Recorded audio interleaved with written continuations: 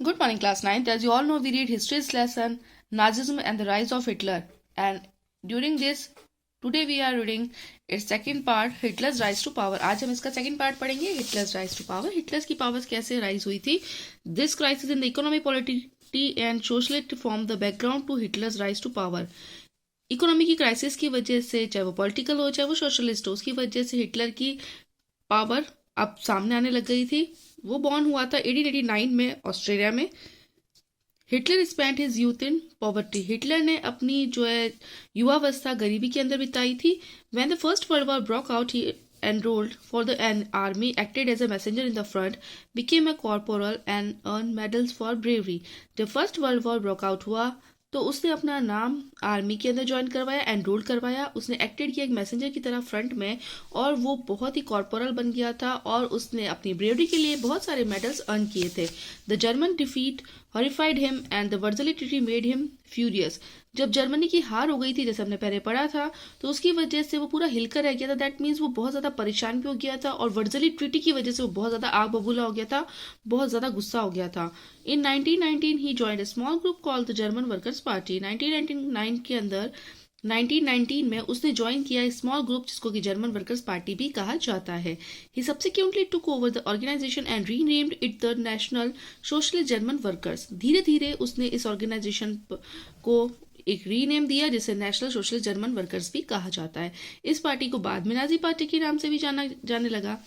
1923 के अंदर हिटलर ने प्लान किया कि वो बवेरिया को उसने उसके ऊपर कंट्रोल कर लिया और उसके बाद वो बर्लिन की तरफ पहुंचा और उसने वहां पर भी अपना पावर कैप्चर कर लिया. He felt, was arrested, try to reason and later release. वो फेल हो गया था, उसको अरेस्ट कर लिया गया था और बाद में उसके ऊपर देशद्रोह का मुकदमा चला था और उसके बाद में उसको रिलीज कर दिया गया, रिहा कर दिया गया. The Nazis could not effectively mobilise popular support till the early 1930 century.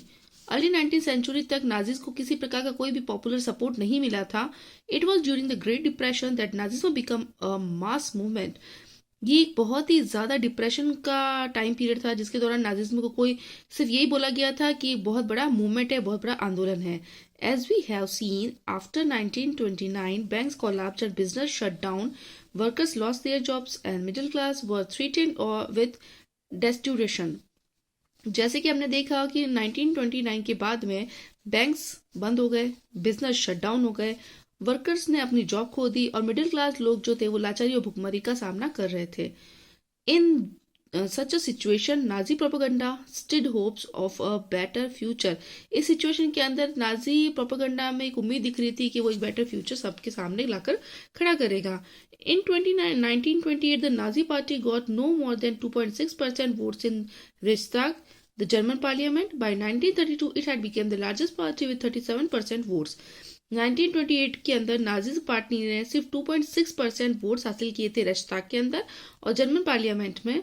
लेकिन 1932 में ये लार्जेस्ट पार्टी अब 37% वोट पर थी. मतलब बहुत ज़्यादा जो इसने वोटिंग पार्टी हासिल कर ली थी.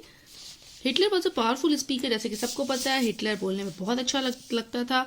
His passion and his word moved people. उसके जो पैशन था और उसके जो भी शब्द थे उसकी वजह से लोग उसकी तरफ खींचे चले आते. कई बार ऐसा होता है ना कि हम लोग भी सोचते हैं कि हाँ कोई इंसान बहुत अच्छा बोलता है तो बार बार ये मन करता है कि हाँ उसका सुनते जाए.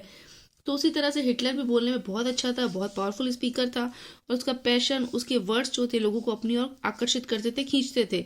ही promised to build a strong nation undo the injustice of the Versailles treaty and the restore the dignity of the German people. उसने प्रॉमिस किया था कि वो एक बहुत ही स्ट्रॉन्ग नेशन बनाएगा और अपने साथ हुए अन्याय का बदला लेगा, वर्सली ट्रीटी में जो कुछ भी हुआ था, और जर्मन पीपल को उनकी डिग्निटी, उनका जो भी मान सम्मान है उन्हें वापस लौटाएगा. He promised employment for those looking for work and a secure future for the youth. उसे प्रॉमिस किया कि वो सबके लिए काम ढूंढ के भी देगा, एम्प्लॉयमेंट भी ढूंढ के देगा और इसी के साथ में यूथ के लिए एक सिक्योर फ्यूचर बनाएगा.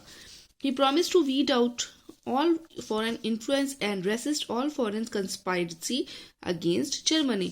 उसने वादा किया कि वो सभी फॉरेन इन्फ्लुएंस से जर्मनी के लोगों को रिहा करवाएगा और इसी के साथ में जो भी फॉरेन साजिशें हो रही है जर्मनी के खिलाफ वो उसे भी उनको मुंह तोड़ जवाब देगा उनका. Hitler devised a new style of politics. He understood the significance of rituals and spectacle in mass mobilization. Hitler ने एक नई स्टाइल पॉलिटिक्स की बनाई. अब वो समझ गया कि उसमें जो है उसने रिचुअल्स को और स्पेक्चुला जितना भी था उन सबको बहुत ज़्यादा अहमियत दी थी. Nazis held massive rallies and public meetings to democratize the support for Hitler and instill a sense of unity among the people. Nazism Hitler के प्रति सपोर्ट दिखाने और लोगों में यूनिटी पैदा करने के लिए नाजिज्म ने बड़ी बड़ी रैलियां निकाली, पब्लिक मीटिंग ऑर्गेनाइज की. The red banners with the swastika, the Nazi salute, and the ritual rounds of apologies after the speeches were all part of this spectacle of power. स्वास्तिक बने झंडे, नासी सैल्यूट और speeches के बाद खास अंदाज में तालियों की गड़गड़ाहट, ये सारी चीजें पावर के प्रदर्शन का एक हिस्सा ही थी. Now turn your page. Nazi propaganda skillfully projected Hitler as a messiah, a savior, as someone who had arrived to deliver people from their distress. Nazi का प्रोपेगेंडा जो था वो उसका धुआंधार प्रचार किया जा रहा था कि हिटलर एक मसीहा है, उनका रक्षक है और वो कुछ ऐसा है जो कि लोगों को उनके डिस्ट्रेस से, उनकी चिंताओं से मुक्ति दिलाने के लिए यहाँ पर आया है. It is an image that capture the imagination of people who sense of dignity and pride had been shattered and who were living in a time and acute economic and political crisis. उन्होंने उसकी एक ऐसी image बना ली थी जिसमें उन्होंने ये capture किया, इमेजिनेशन करने लग गए लोग की जो अभी हमारी डिग्निटी, जो भी हमारी गौरव, जो प्रतिष्ठा जो भी खोई है, जो प्राइड हमारा शैटर्ड हुआ है, बिखर गया है, उन सबको एक टाइम के अंदर पॉलिटिकल और इकोनॉमिक जो भी क्राइसिस हुए उसको सिर्फ हिटलर ही जो है उसको सॉल्व कर सकता है. Now is the destruction of democracy. अब डेमोक्रेसी की तबाही किस तरह से हुई. 30 जनवरी 1933 के अंदर प्रेसिडेंट हिंसबर्ग ने ऑफर दिया हिटलर को एक चांसलरशिप के लिए, जो कि हाईएस्ट पोजीशन थी कैबिनेट ऑफ मिनिस्टर्स की. By now the Nazis had manage to rally the conservatives of their cause. तब तक नाजी पार्टी रूढ़िवादियों को अपने उद्देश्यों से जोड़ चुकी थी. Hitler set out to dismantle the structure of democratic rule. Hitler ने पावर तो ली थी, लेकिन हिटलर जो है इन सबको डेमोक्रेटिक रूल को भंग करना चाहता था. A mystery fire that broke out in the German parliament building in February facilitated his move. एक बहुत ही रहस्यमय आग लग गई थी जर्मन पार्लियामेंट बिल्डिंग के अंदर फरवरी में, जिससे उसका रास्ता और ज्यादा आसान हो गया था. The fire decree of 28 February 1933 indefinitely suspended civil right like freedom of speech, press and assembly that had been guaranteed by the Weimar Constitution. एक ये आदेश जारी किया गया था, फायर आदेश जारी किया गया था 28 फरवरी 1933 के अंदर कि जो भी सिविक्स राइट है उनको सस्पेंड कर दिया जाए, उनको हटा दिया जाए, जैसे बोलने की स्पीच, बोलने की फ्रीडम, प्रेस की और असेंबली की, जो कि वीमार कॉन्स्टिट्यूशन को गारंटी दी जाती थी. Then he turned on his arch enemies the communist, most of the whom were hurriedly packed off to the newly established concentration camps. इसके बाद हिटलर ने अपने कट्टर दुश्मन कम्युनिस्टों पर निशाना साधा. ज्यादातर कम्युनिस्ट ने रातों रात जो है कंस्ट्रक्शन कैंप को तोड़ दिया था या कंस्ट्रक्शन कैंप से वो चले गए थे. Small city out of surviving 6,808 arrest files of Duisburg, a small city of 500,000 population, 1,440 were those of communists alone. They were, however, only one among the 52 types of victims persecuted by the Nazis across the country. लगभग 5 लाख की आबादी वाले ड्यूस्क्लार्क city में arrest किए गए लोगों की बची खुची जितनी भी फाइल्स थी उसमें 6,808 फाइल्स में से 1,440 सिर्फ कम्युनिस्टी की थी. नाजियों ने सिर्फ कम्युनिस्टी वाली पार्टी का ही सफाया नहीं किया, बल्कि उन्होंने कुल 52 टाइप्स के जितने भी विक्टिम्स थे उनको भी अपना निशाना बना लिया था. On 3 March 1933 the famous enabling act was passed. 3 मार्च 1933 को फेमस विशेष अधिकार अधिनियम पास किया गया था. इस एक्ट में उन्होंने स्टैब्लिश किया डिक्टेटरशिप जर्मनी की.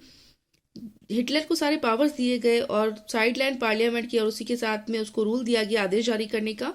सभी पॉलिटिकल पार्टीज और ट्रेड यूनियंस जो थे उन पर बैन लगा दिया गया था, सिर्फ नाजी पार्टी को और उसके ऑर्गेनाइजेशन को छोड़ के. जो स्टेट था उसने पूरा कंप्लीट कंट्रोल कर लिया था इकोनॉमी पर, मीडिया पर, आर्मी पर और जुडिशरी पर. स्पेशल निगरानी रखने के और सिक्योरिटी फोर्सेस क्रिएट की गई थी ताकि सोसाइटी के अंदर जो है वो कंट्रोल क्रिएट कर सके, जैसा कि नाजिस चाहते थे.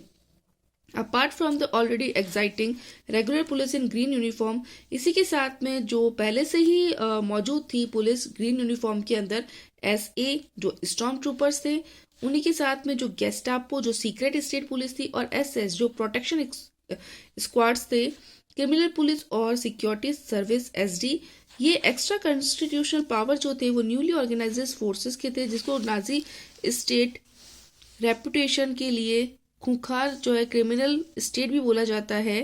People could now be detain in Gestapo torture chambers, लोग अब डिटेन कर सकते थे गेस्टापो टॉर्चर चैम्बर्स के अंदर।